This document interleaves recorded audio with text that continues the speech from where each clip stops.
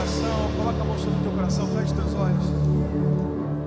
A gente vai agora ouvir a palavra de Deus e ela é a única coisa capaz de mudar a história de um homem. Por isso coloca a mão sobre o teu coração e faça essa oração comigo. Diga: Pai, eu creio em Ti e eu creio no poder da Tua palavra. Por isso nessa noite, apesar de mim, apesar do André e apesar do sermão dele, usa cada palavra que sair da boca dele, para que no meu coração eu ouça a sua voz. O meu coração está disponível para o teu agir, para o teu fluir e para a manifestação real do seu poder. Alcança também a minha casa, alcança também a minha família, em nome de Jesus, amém. Glória a Deus, pode sentar, fica à vontade.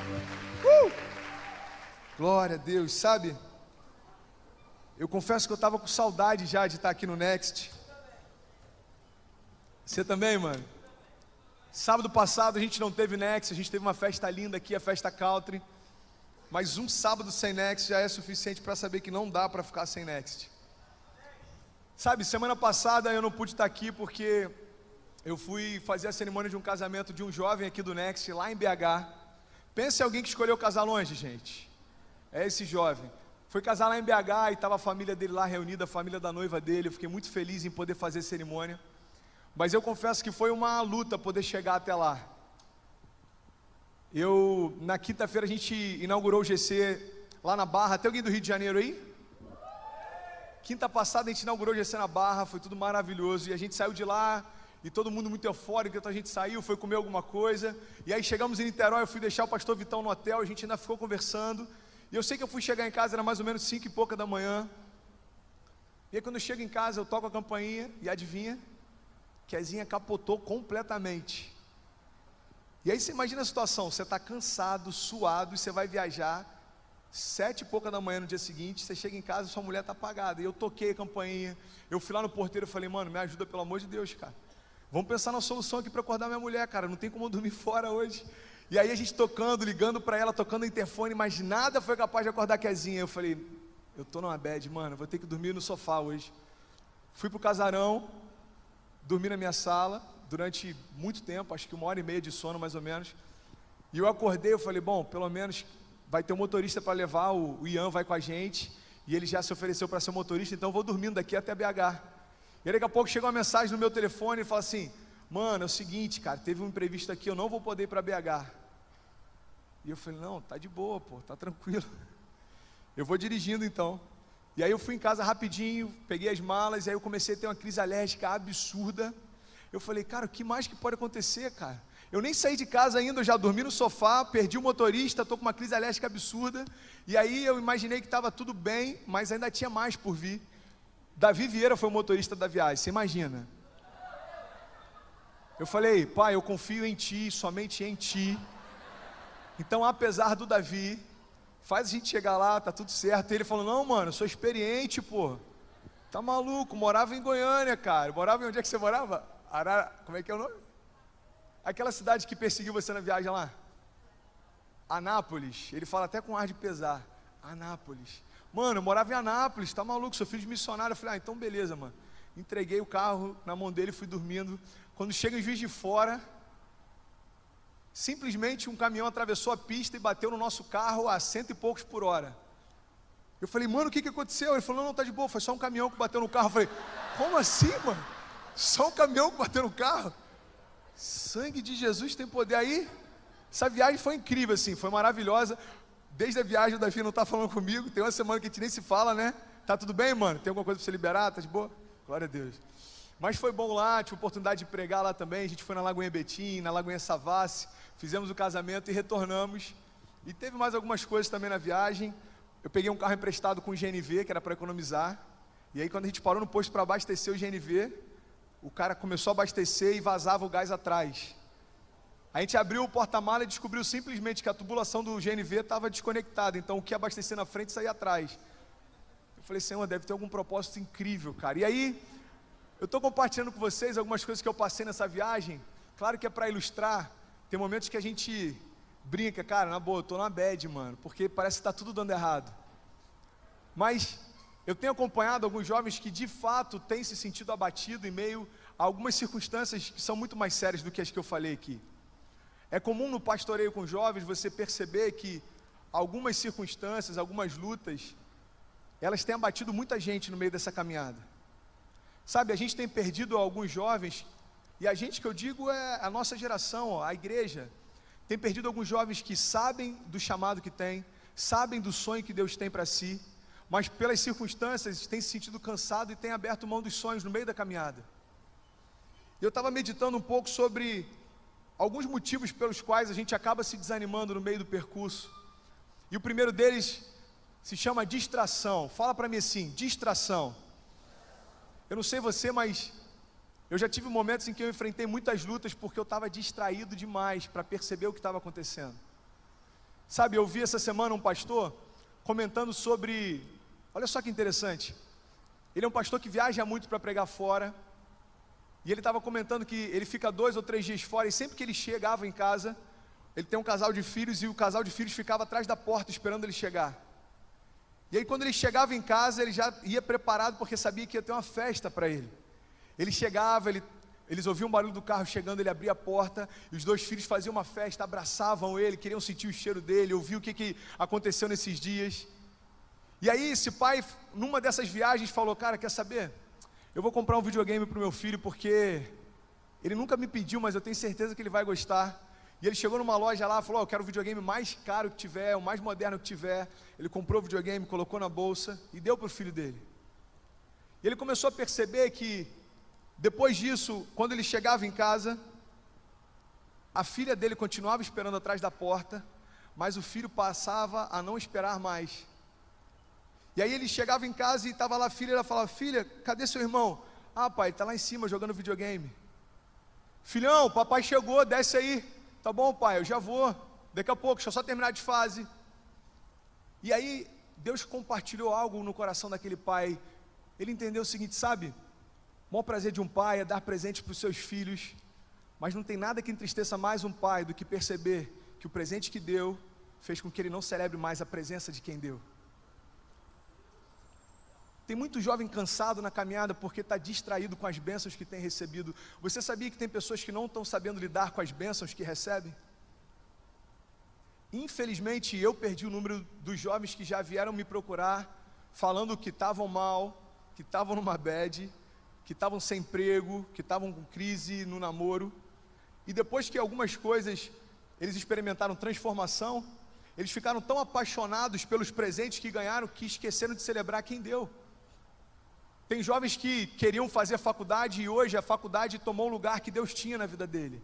Tem jovens que tinham um sonho de poder ter um namoro e hoje o namoro toma um lugar que antes servir tinha na vida dele. Então, a distração é um dos motivos que faz com que a gente se perca. A gente valoriza demais o presente, a gente esquece quem deu. Então diga comigo assim, às vezes estamos distraídos demais com o que ganhamos, para celebrar a presença de quem nos deu. Sabe, as distrações, elas tiram o nosso foco do que realmente é importante. A distração faz com que a gente pense que está tudo certo, quando na verdade a gente está indo por um caminho completamente errado. Segundo ponto que eu quero compartilhar com vocês estão comigo? Amém? É quando o caminho se torna mais importante do que o destino. Graças a Deus a gente não tem experimentado e não vai experimentar isso na nossa igreja, porque essa igreja é uma igreja que celebra a graça e redenção. Sinceramente, em poucos lugares você percebe uma igreja que seja tão feliz no momento do apelo como a nossa, porque a gente sabe que nos céus o que tem de mais importante é a reconciliação do pai com os filhos, a gente celebra isso. Mas se a gente tirar o olhar para isso, se a gente parar de celebrar esse alcance do perdido, a gente começa a valorizar mais a nossa caminhada do que o nosso destino. A gente começa a se preocupar mais com o que a gente está fazendo do que com o chamado que a gente tem. A gente começa a se preocupar mais com o nosso trabalho do que com o propósito que Deus tem para a gente. E eu estou vendo muitos jovens cansados, sobrecarregados, porque na verdade não estão focando no destino que está proposto, mas estão se preocupando no caminho que tem percorrido. Ei, preste atenção, o caminho, Deus vai torná-lo maravilhoso, suave e agradável, mas ele nunca vai ser melhor do que o destino. A gente precisa entender que o caminho só tem sentido porque ele leva a algum lugar. E de que adianta correr demais se a gente está indo para o lugar errado? Então, a questão não é o quanto eu corro, a questão é para onde eu tenho corrido. Qual tem sido o meu objetivo? O que eu tenho sonhado? O que tem tirado o meu sono? O que tem me deixado ansioso para ver algo se realizando? Se a gente parar para analisar, às vezes 70% daquilo que a gente tem se empenhado está só ligado ao nosso caminho. Eu estou preocupado demais em estabelecer bases de segurança, eu estou preocupado demais em poder estar seguro naquilo que eu tenho como trabalho, faculdade, emprego. Eu não sei se eu comentei aqui com vocês, eu comentei lá em Betim sobre algo que o esposo da Fabiola Mello falou comigo, que eu fiquei impactado demais. Eu não lembro se ele falou aqui na igreja ou se foi no jantar. Conversando com ele, eu falei, mano, e aí, como é que começou, cara? Hoje a Fabiola tem 700 mil seguidores no YouTube, ela tem, sei lá, 500 mil seguidores no Instagram. E ele começou a explicar, mano, eu pregava com uma caixa de som no meio da praça, a Fabiola começou um canal no YouTube, a gente não tinha ideia que ia tomar essa dimensão. Ei, preste atenção, isso vai falar algo com você, eu não tenho dúvida disso. E ele falou, a gente começou então o canal dela e o canal começou a crescer, até que depois de algum tempo a gente já estava estruturando um pouco o ministério, a gente recebendo convites de vários lugares, só que a logística onde a gente mora é muito complicada. Eles moram numa cidade pequena lá no Ceará. E aí eu e a Fabiola, a gente entendeu que era o momento da gente ir para a capital. Então uma igreja grande fez o convite para que a gente pudesse estar nessa igreja, fazer parte do ministério, e já estava tudo certo. Eles já tinham avisado os familiares, eles já tinham organizado, eles já estavam pensando já como fariam para se mudar. E uma das agendas que eles foram, uma mulher, no meio da multidão, se aproxima deles e diz, quem disse que eu preciso de logística para fazer o que eu vou fazer na vida de vocês? O que está acontecendo na vida de vocês não é porque a logística da onde vocês estão plantados é mais fácil ou mais difícil. O que está acontecendo na vida de vocês é porque eu decidi fazer. Cara, aquilo me impactou demais. Porque o que Deus falou para ele de forma muito clara e usando alguém que eles nunca tinham visto, é que aquilo que eu decido fazer, ninguém é capaz de parar. E aquilo que eu decido parar, ninguém continuidade. Ei, não dependo de logística para fazer o sobrenatural na tua vida. Eu não dependo de onde fica a tua cidade, eu não dependo dos aeroportos próximos, eu não dependo nem das qualidades que você tem. Existem milhares de pessoas melhores do que você no que você faz, mas eu decidi levantar você no meio da multidão e a minha graça fez com que você hoje fosse um sucesso. Não existe nada pior do que ser um sucesso naquilo que Deus não aprova. Não existe nada melhor do que experimentar sucesso naquilo que você sabe que se dependesse de você, você não tinha condições de chegar lá. Eu sou um improvável de Deus, eu sou alguém que não tinha nada de bom para oferecer e por misericórdia e graça Ele me colocou aqui. E eu quero dizer o seguinte, esse improvável está falando para uma multidão de improváveis. Aonde é que Deus vai levantar você, eu não sei, mas uma coisa é certa, não depende do quanto você é bom, depende do quanto Ele é bom. A gente está cansado porque a gente está preocupado com o caminho. Pai, eu quero preparar o caminho, então eu quero ter uma boa faculdade, eu quero entrar num bom mercado de trabalho. Eu já falei isso aqui, eu já vi jovens que focaram toda a expectativa de futuro no mercado de trabalho promissor, e aí teve esse problema da Petrobras, o mercado caiu e agora não sabe o que fazer, porque não parou para entender a direção que Deus deu, mas parou para ouvir o prognóstico que o economista deu. Ei! Uma geração sem direção de Deus, a gente até compreende caminhar assim, mas alguém que tem a própria vida de Deus dentro de si, o Espírito que habita em nós, ele é tão poderoso que a palavra de Deus diz que ele foi suficiente para ressuscitar Jesus Cristo dentre os mortos. Será que existe alguma dificuldade para ele dar direção do que fazer e para onde ir? Então diga comigo assim, o meu destino é mais importante do que o meu caminho. Sabe, sempre que a gente andar ansioso com o que é passageiro, a gente deixa escapar pelas mãos aquilo que é eterno. Deus quer manifestar coisas eternas no nosso meio. Deus quer fazer coisas eternas se manifestarem através da nossa juventude. O que é passageiro é importante, mas passa. Agora, aquilo que é eterno, ninguém pode tirar de nós. As vidas que a gente, por misericórdia e graça, tem orado para que venham aqui à frente, isso ninguém pode tirar da gente. Sabe, você pode quebrar, você pode tomar decisões erradas, você pode fazer 5 faculdades e se frustrar em todas as 5, mas existe na tua história algo que ninguém pode tirar. Você é um filho de Deus e você trabalha para edificar aquilo que Ele te chamou. Por isso que eu faço é muito menos importante do que o eu sou. O caminho, ele tem que estar em segundo lugar, o destino é o que é mais importante. Provérbios 4, 23 fala muito bem sobre isso, diz: sobre tudo que se deve guardar, guarda o teu coração, porque é dele que procedem as fontes de vida.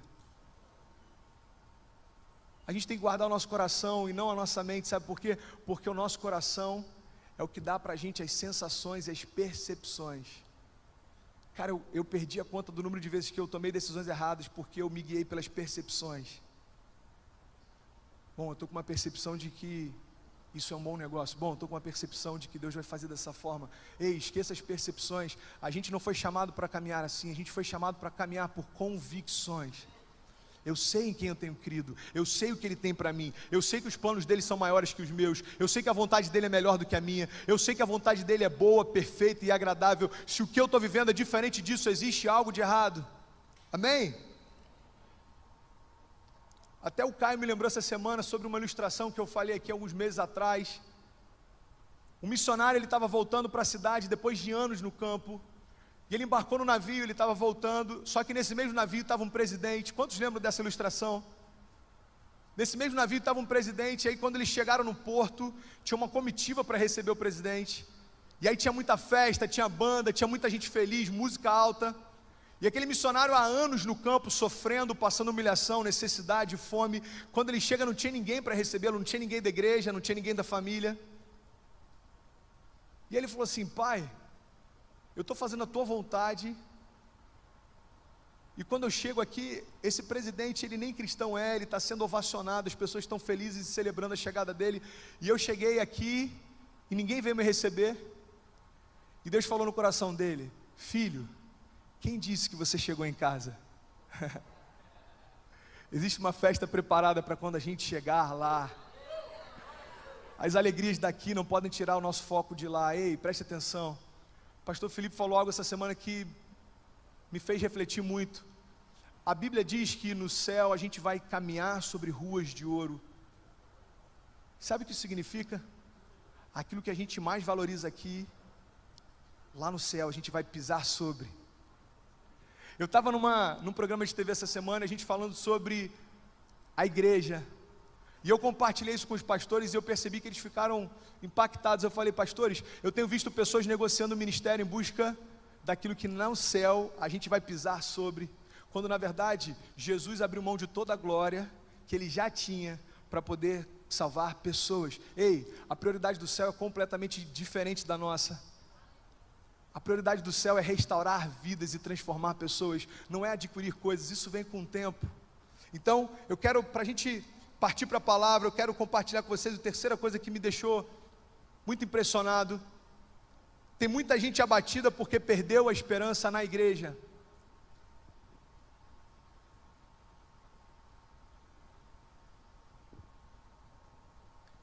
Tem muita gente decepcionada porque deixou de acreditar no poder da igreja.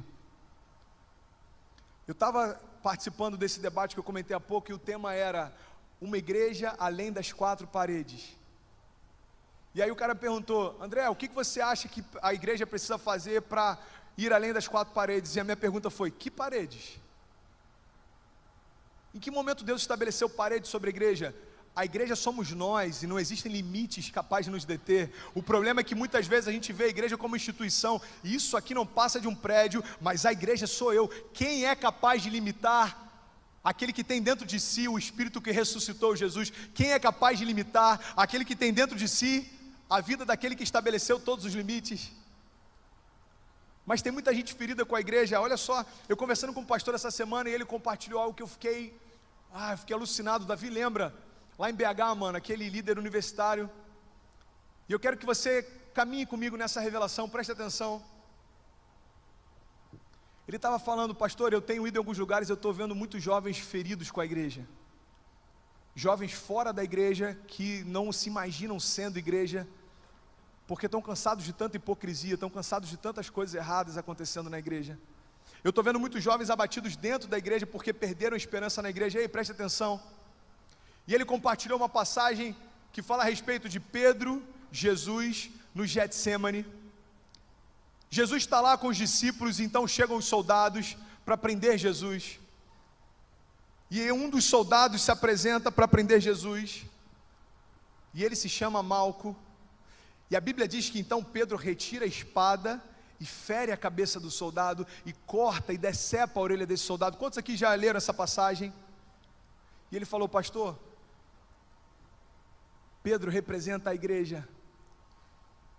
O próprio Jesus disse: Pedro, tu és pedra, e sobre essa pedra, sobre esse fundamento, eu edificarei a minha igreja. E ele fez uma analogia: sabe, pastor, Pedro representa a igreja, e a espada que ele porta representa a palavra. Só que a gente lê a respeito de Malco, e a gente acha que Malco era um soldado qualquer. Presta atenção, Malco ele era um general, Malco ele era um cônsul. Para o nome dele ter sido citado na Bíblia, significa que ele era relevante demais naquela época. Ou seja, Malco representa a sociedade.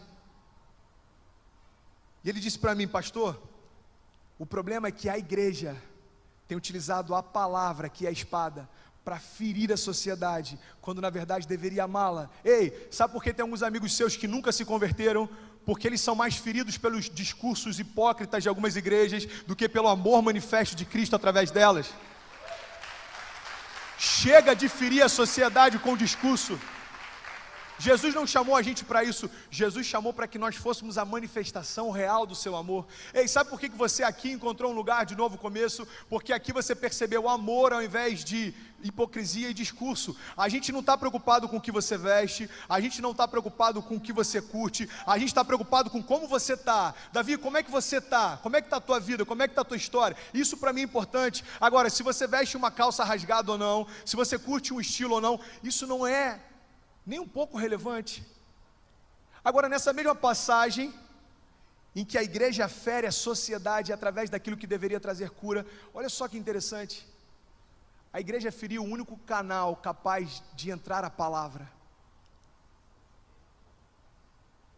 A igreja feriu o único lugar capaz de fazer com que a mensagem de Jesus entrasse. Mas logo depois a Bíblia diz que Jesus foi até aquele soldado, tocou nele, e ele foi curado. Sabe o que isso me ensina? Alguém ferido pela igreja só pode ser curado pelo próprio toque de Jesus.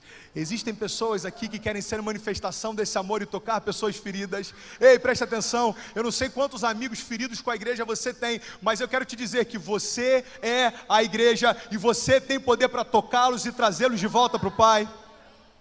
Eu sou igreja, e aonde eu for, eu creio que existe em mim autoridade para trazer de novo para perto pessoas feridas com a igreja.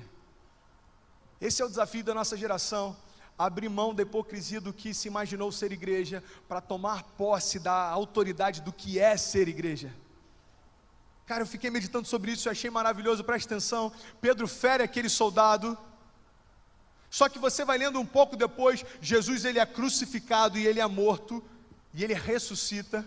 Em Atos capítulo 3, esse mesmo Pedro que antes feria, agora ele está passando próximo ao templo, e na Porta Formosa tem um homem coxo que há anos pedia esmola. E a igreja que antes feria, agora chega para ele e diz: olha, eu não tenho prata nem ouro, mas o que eu tenho eu te dou, levanta e anda. Você sabe qual a diferença entre o Pedro antes no Getsêmani e o Pedro depois na Porta Formosa?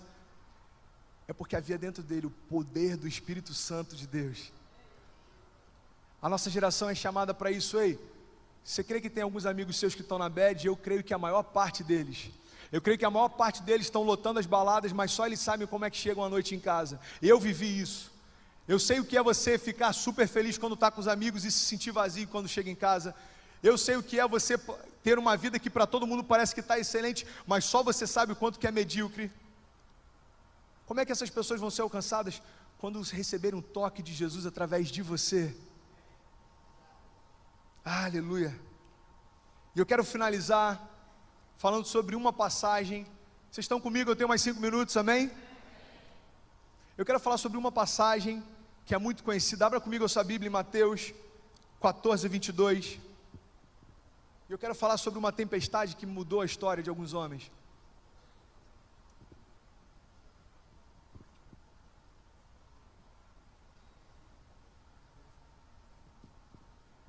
Mateus 14, 22.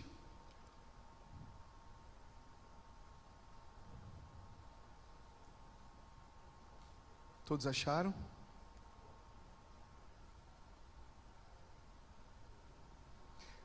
Diz assim, a gente vai ler até o 33. Logo em seguida, Jesus insistiu com os seus discípulos para que eles entrassem no barco e que eles fossem adiante dele, para o outro lado, enquanto ele despedia a multidão. Então, tendo despedido a multidão, ele subiu sozinho no monte para orar, e ao anoitecer estava ali sozinho. Mas o barco já estava a considerável distância da terra, fustigado pelas ondas, porque o vento soprava contra ele. Só para a gente entender, em algumas versões, a Bíblia diz que Jesus obrigou os discípulos a entrar naquele barco. Jesus insistiu para que os discípulos entrassem naquele barco. O que a maior parte dos pregadores entende, os historiadores imaginam, é que por aqueles homens entenderem de pesca, entenderem do clima, eles sabiam que tinha uma tempestade se formando. Então Jesus obriga para que eles entrem no barco, apesar disso. E depois que os discípulos entram em alto mar e começam a se distanciar, Jesus então se destaca no monte e começa a orar. Só que chega em alta madrugada, Jesus então, no meio da tempestade, se dirigiu a eles andando sobre o mar. Pode continuar.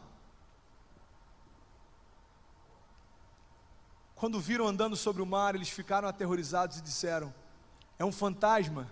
E eles gritaram de medo. Mas Jesus imediatamente lhes disse: coragem, sou eu, não tenha medo. E Senhor, disse Pedro, se és tu, então me manda ir ao teu encontro, para que eu possa andar sobre as águas. Venha então, respondeu ele. Então Pedro saiu do barco e andou sobre as águas e foi na direção de Jesus. Mas quando reparou no vento, ficou com medo e começou a afundar, e gritou: Senhor, salva-me. Imediatamente Jesus estendeu a mão e o segurou e disse: homem de pequena fé, por que você duvidou? Quando entraram no barco, o vento cessou. Então os que estavam no barco adoraram, dizendo: verdadeiramente tu és o Filho de Deus. Sabe o que eu acho interessante? Eu quero pedir a tua atenção em nome de Jesus. É que em meio às tempestades, isso tem a ver com as dificuldades que a gente enfrenta. Em meio às tempestades, ter Jesus próximo não significa muita coisa. A única coisa capaz de trazer para você segurança em meio à tempestade é crer em Jesus. E eu vou te dar um exemplo claro disso. Jesus se aproxima do barco e os discípulos estão dentro do barco. Jesus estava próximo deles, mas nada ainda havia mudado. A gente precisa entender que pelo fato de Deus estar em todos os lugares, não significa que Ele se manifesta em todos os lugares. Jesus estava próximo deles, mas foi a partir do momento que eles começaram a crer em Jesus, que o sobrenatural se manifestou. Sabe, confiança não tem nada a ver com proximidade. Esses dias eu estava compartilhando aqui a respeito de um casal. O que eu vou falar aqui talvez possa ser a história dos seus pais, eu não sei, ou talvez você conheça alguém assim. Existem pessoas casadas há 15, 20 anos, que sabem tudo que a outra gosta, sabem o que ela gosta de comer, o que ela gosta de vestir, sabem quais são os sonhos que ela tem, dormem todos os dias juntos, acordam juntos, são casados, mas não confiam mais um no outro. Não confiam mais no casamento, não confiam mais no outro, porque estar perto não significa confiar. Aqueles homens estavam perto de Jesus, mas só Pedro teve confiança de que, através da palavra dele, ele teria condições de andar sobre as águas. Pedro então diz: Senhor, me permita ir ter contigo. E Jesus diz: claro, Pedro, pode vir. E Pedro então sai do barco. Você consegue imaginar a sensação de você andar sobre as águas em meio a uma tempestade? Só que a palavra de Deus diz que no meio daquela tempestade, Pedro olha para a força dos ventos e ele começa a afundar. Sabe, caminhada com Deus não significa ausência de tempestades. Todo mundo passa dificuldades. Eu tenho 8 anos de casado e eu passei por umas 2 ou 3 que eu achei que eu nem conseguiria vencer. Eu passei por dificuldades ao longo da minha conversão, que eu sinceramente fiquei em dúvida sobre o que aconteceria, mas eu vim aqui nessa noite dizer que em todas elas eu venci, quando eu parei de olhar para os ventos fortes e passei a olhar para quem me chamava. Jesus andou sobre as águas e chamou Pedro para estar próximo dele. Ei, preste atenção. Quando Jesus se aproxima do barco, os discípulos têm medo dele e acham que é um fantasma. E Jesus diz: ei, se acalma, sou eu. Sabe o que é impressionante? Antes de acalmar a tempestade fora, Jesus acalmou a tempestade dentro. Jesus poderia chegar e falar: ei, ventos, se aquieta, mar, se acalma. E depois que tudo tivesse calmo, ei, preste atenção, isso pode falar profundamente ao teu coração. Depois que tudo tivesse calmo, Jesus poderia se apresentar a eles e aí então acalmar o coração deles. Mas sabe por que Jesus não fez assim? Porque se primeiro Jesus acalmasse a tempestade, para depois acalmar o coração deles, a segurança deles não estava na pessoa de Jesus, mas a segurança deles estava porque a tempestade havia cessado. O desafio da fé não é crer que está tudo bem quando Jesus entra na história e muda a circunstância. O desafio da fé é crer que está tudo bem quando as circunstâncias continuam, mas Jesus se apresenta e fala: ei, acalma o teu coração, eu cheguei. Ei, acalma o teu coração, vem até a mim. Mas Deus, as circunstâncias estão difíceis, você não sabe o que eu estou enfrentando em casa, você não sabe como é que está o casamento dos meus pais, você não sabe quantas vezes eu pensei em tirar a minha vida. Ei, preste atenção. Olha para mim, esquece a força dos ventos. Olha para mim, vem na minha direção. Jesus, ele primeiro acalma o nosso coração para que a gente tenha a nossa confiança nele. Depois que nós confiamos nele, todas as outras coisas acontecem. Sabe outra coisa que eu achei interessante? Pedro vai até ele e a Bíblia diz que então Pedro começa a olhar para a força dos ventos e Pedro começa a ter medo. Pedro então afunda e ele começa a gritar: Senhor, socorro, eu estou afundando. Ei, preste atenção. Jesus vai ao encontro dele, pega Pedro pela mão e leva de volta ao barco. Você acredita de verdade que Pedro e Jesus voltaram nadando para o barco? Alguém que acredita que Pedro e Jesus voltaram andando para o barco? Pedro e Jesus não voltaram nadando para o barco, porque em meio às circunstâncias, Jesus coloca a gente no mesmo patamar que Ele está e caminha junto com a gente de volta. A gente às vezes tem uma percepção e acha que Jesus vai pegar a gente e vai levar de alguma forma para um lugar seguro. Não, presta atenção. A primeira coisa que Jesus faz é restaurar a nossa identidade. Ei, presta atenção. Pedro, se acalma. O poder que está em mim habita dentro de você. A autoridade que eu tenho sobre os ventos e a tempestade também há sobre você. Eu não quero apenas que você volte ao barco, eu quero que você caminhe sobre as águas novamente. Ei, se coloca de pé, esquece a força dos ventos e apenas crê que eu estou aqui ao teu lado. Eu consigo imaginar Pedro voltando então a ficar de pé e ele caminhando junto com Jesus. Ei, Pedro, preste atenção, esquece a tempestade, sou eu que estou aqui. Jesus não vai simplesmente mudar a tua história, mas Jesus vai fazer com que você ande sobre as circunstâncias da tua história. Às vezes a gente quer que Jesus mude a nossa história, fazendo com que as dificuldades não existam mais. Existe um pastor chamado David Yong-Shu, e um dos livros dele é Senhor, aumenta a minha resistência. E ele diz que os ocidentais normalmente pedem para que Deus possa diminuir as provações e a pressão. Os orientais dizem apenas: Senhor, me faz resistir ainda mais. Fé não significa ausência de tempestades. Fé significa autoridade no nome de Jesus para andar sobre todas elas. Você tem autoridade no nome de Jesus para andar sobre toda e qualquer circunstância. Ei, se existe depressão batendo a tua porta, existe autoridade no nome de Jesus para vencer ela. Se existe dúvida, incerteza, medo, se existem pessoas ao teu redor tentando te oprimir, existe autoridade no nome de Jesus para você andar sobre tudo isso. Porque nós cremos nele, ele acalma tudo ao nosso redor. Porque nós cremos nele, tudo ao seu redor se acalma.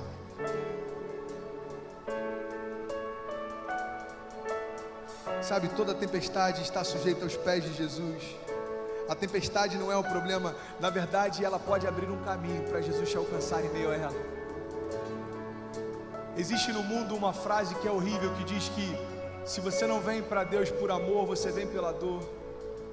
Na verdade, Deus é o último interessado a fazer com que você sinta qualquer tipo de dor, porque Ele tomou sobre si todas as nossas dores. Todas elas, doenças, enfermidades, acusação, opressão, tudo isso veio sobre Ele, para que você tivesse uma vida livre. É assim que Deus faz. Sabe, em meio às circunstâncias, a gente precisa olhar para onde Deus quer nos levar e ter a certeza de que vai valer a pena. E eu quero finalizar, ei, preste atenção, em nome de Jesus, acompanha comigo só isso, e eu tenho certeza que de alguma forma você vai ser tocado. Eu estava conversando com esse pastor, ele falou: André, você já parou para analisar, cara, que Jesus era marceneiro? E a vida inteira dele, ele mexia com madeira, martelo e pregos. A palavra de Deus diz que em Cristo habitava a plenitude da divindade de Deus, ou seja, ele tinha plenamente conhecimento do que já havia acontecido, do que estava acontecendo e do que estava por vir. Todos os dias, quando Jesus ia trabalhar, ele pegava naquele instrumento que daqui a alguns anos iria machucá-lo e levá-lo à morte. Ei, preste atenção. Olha que ironia, Jesus pegava o martelo, Jesus pegava os pregos, e Jesus batia todos os dias sobre a madeira. Aquilo que seria o castigo para ele, nos trouxe a paz. Ei, preste atenção. Todos os dias, até que ele desse o início do seu ministério, Jesus trabalhava diretamente com as mesmas substâncias que daqui a alguns anos trariam para ele morte. Sabe por que Jesus não se abalava? Ele olhava para a madeira, ele olhava para o prego, e ele olhava para o martelo, e ele sabia que ele seria feito maldito no madeiro, mas ele não se abalava, porque ele não via as circunstâncias ao redor, mas ele sabia para onde ele estava indo. Talvez se ele fosse um homem comum, ele diria: Pai, eu não consigo mexer com isso, porque eu sei que é nessa madeira que eu vou ser morto, eu sei que é por esses pregos que a minha carne vai ser transpassada. Mas dentro dele ele sabia: ei, depois da tempestade eu vou ressuscitar, e todo aquele que em mim crê terá acesso à vida eterna, e eu vencerei a morte, as doenças e as enfermidades. Sabe o que eu quero te convidar nessa noite? É olhar além daquilo que você tem passado e saber que no final dessa tempestade,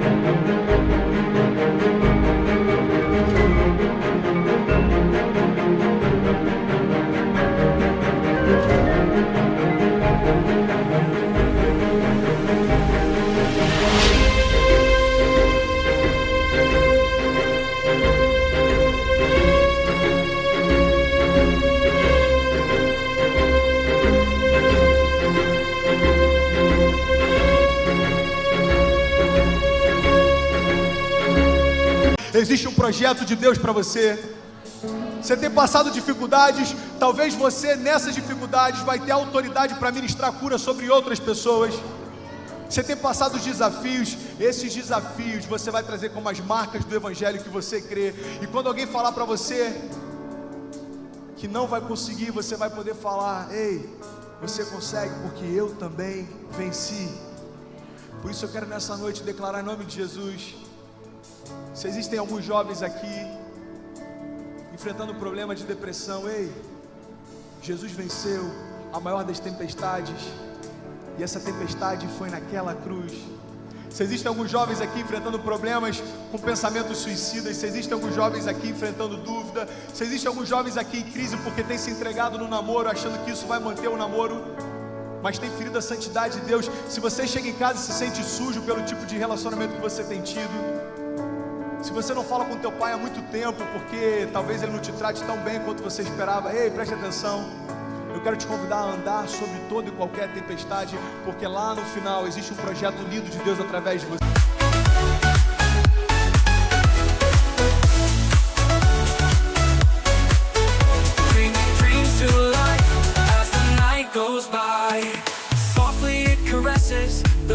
petals of the bloom, whispering secrets to the night in the fragrant gloom. Through the village silent streets where the lanterns glow, the wind brings a gentle breeze as it softly flows. It knows the roads untraveled, the paths left behind. With every gust it unravels the threads of time. In the laughter of the children, the songs of the old, the wind tells a story, timeless and bold.